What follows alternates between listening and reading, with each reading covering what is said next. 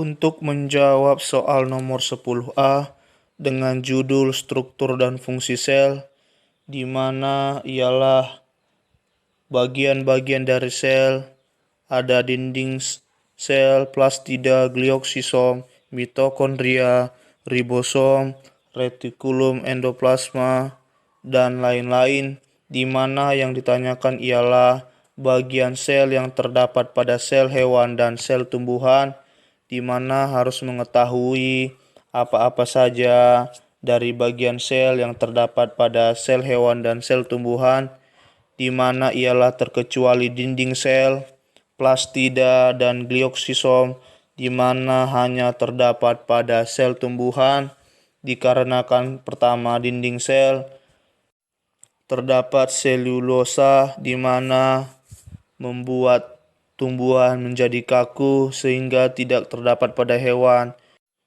dikarenakan dapat menghambat pergerakan. Kemudian plastida, di mana pembentuk atau tempatnya zat hijau atau kloroplas. Kemudian glioksisom, di mana terdapat pada tumbuhan perkecambahan, di mana ialah bagian sel yang terdapat pada sel hewan dan sel tumbuhan ialah mitokondria sebagai pembentukan sumber energi pada sel hewan dan sel tumbuhan.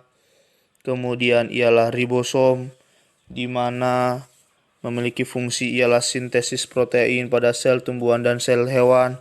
Kemudian ialah retikulum endoplasma sebagai tempat metabolisme protein dan karbohidrat pada sel hewan dan sel tumbuhan. Sehingga pilihan jawaban yang benar pada soal ialah D. Mitokondria, ribosom, dan retikulum endoplasma. Sekian dan terima kasih.